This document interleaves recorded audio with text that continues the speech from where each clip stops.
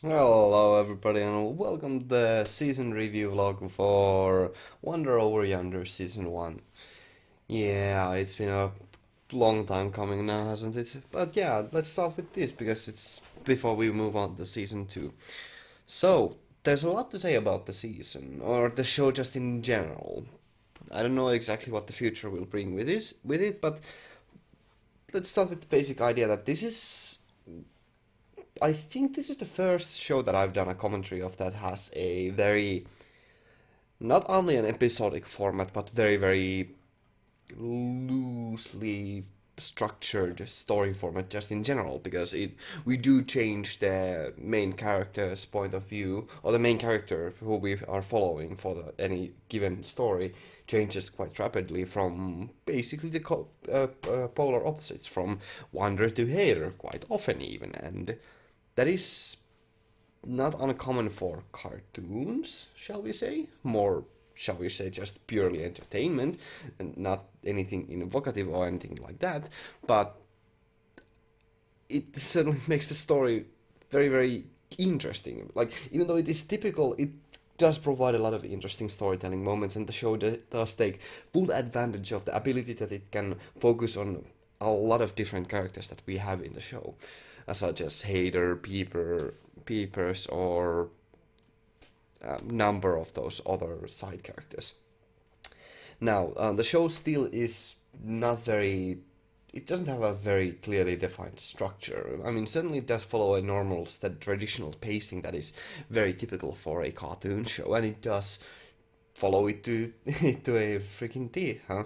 It follows it really, really closely, disregarding some episodes where it breaks it down completely, but those episodes are rather rather very good deconstructions of just very simple entertainment just in general, and they are quite entertaining in their own right, even though they are very atypical for a show like this.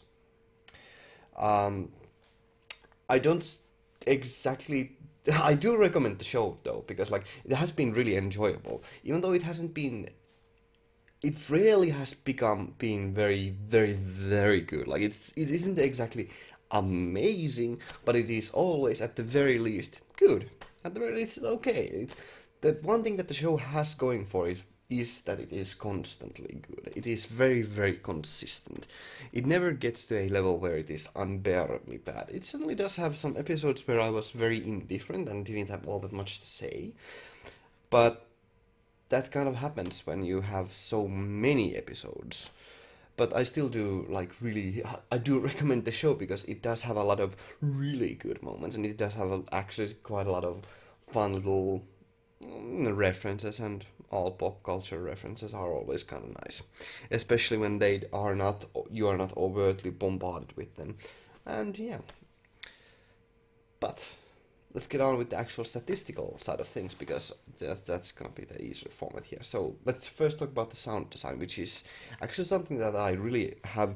I think I have given it a lot more credit than or I have given it more than enough credit, but it certainly bears repeating that the sound design, or just the design team behind the show, is certainly very, very good. They are very excellent at taking advantage of the cartoon genre or the cartoon media, and they are very able to use a lot of sound effects that support the style and comedy and quite well. But also they use a lot of background music that is at the same time just background music, but they really have very, very top notch background music at very other moments, and it's kind of hard to explain there. So,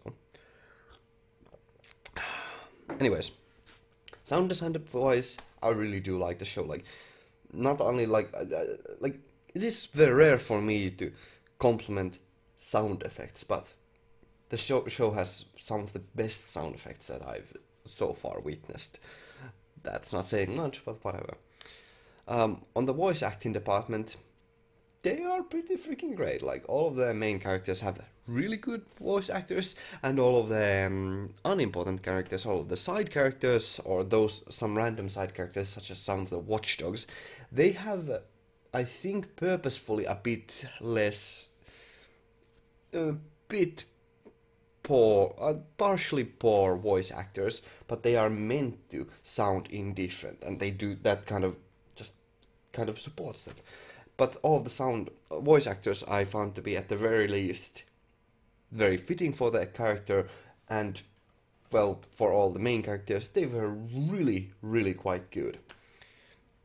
Then let's talk about animation, because this is something where I do have a lot of interesting things to say, or a few things, like it's easy to recap this. The animation is good. It's not the most top-notch animation, and it takes advantage of a lot of tricks that cartoons take advantage, but at the same time they do keep it consistent, they make it always look the same, yet it still is, like, it follows the basic principles of animation really, really quite well, and that just makes it so much more lively. And the show also takes advantage that it isn't that of the current century that we are living in, and the time that it was produced in, that it can animate backgrounds and have a lot of movement in the backgrounds, and there are very few exactly completely static moments. That's not to say that it is constantly moving, because that would be an assault on your senses, but it does have movement in the background every now and then, although it doesn't have that constantly. Yeah, but although I do feel like the a bit more static moments that it has, those are kind of key for some of the more interesting or some more important dialogue that they do have there. Story-wise, there's not much to say about the story that I didn't already cover.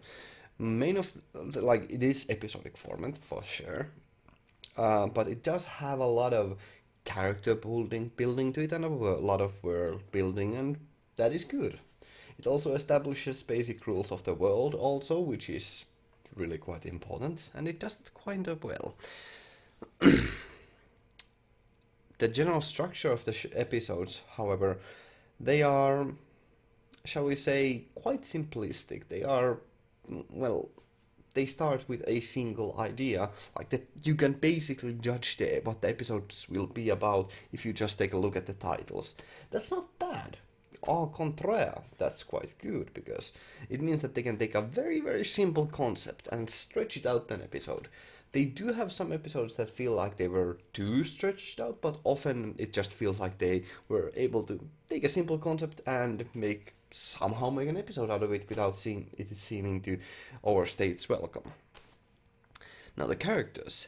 Oh boy, there's a lot to say about this. I won't go into too much detail because everybody can have their own interpretations of each of them, but I really, really, really adore our four main characters, with Sylvia and Wonder forming a really, really good mirror to Peepers and Hader, because they are very, very different pairs.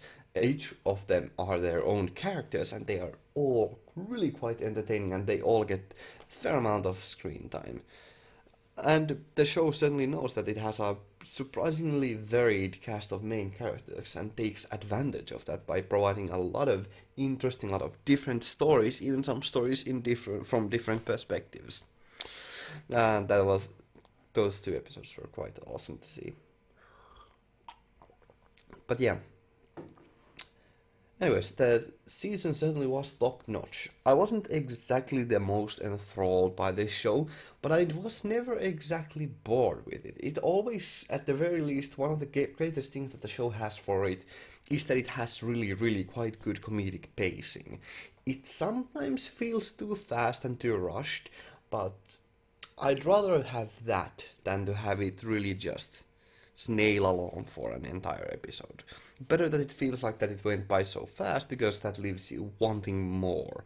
And I certainly do want more. And I unfortunately do have a lot more left. So, yeah. The show is great. It is really, really darn good.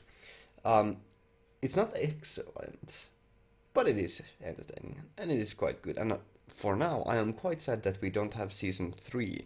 And I have heard some, the season 2 has been hyped up quite a bit. I hope it will live up to my expectations, but I'll set them moderately low. But it's an enjoyable show. It is definitely consistent, and it is something that I really would I really would have like some children watch like every morning, because like it is always quite good. You know what you're coming into, and you're never going to be too well, you're never going to be disappointed, and when you're surprised, it's only going to be positive surprises, and it's not going to be anything that rarely do the episodes actually take up space in your mind so that they would actually distract you throughout the day. Not that that is a problem for me, but for thinking about children's show, that's kind of the problem for some if they're going to school and that thing. Whatever. Yeah, I would give it a hardy recommendation. At the very least, check out a lot of the episodes. But with that caveat, there is a little caveat to that, and that is it does get going rather slowly. The first 6 episodes or so were just building up with the characters, and that is kind of bad. Those episodes are definitely not bad, but they are just build up. Although I suppose we could contrivantly, we could just say that the whole season is just build up to the next one. But we'll see. For now, I thank you all very much for watching. I hope to see you in the future, in the next season, tomorrow, or next video, whatever. Thank you all very much for watching. I hope to see you in the future. Have a great day and stay awesome. Gotta move out. Thank you very much for watching.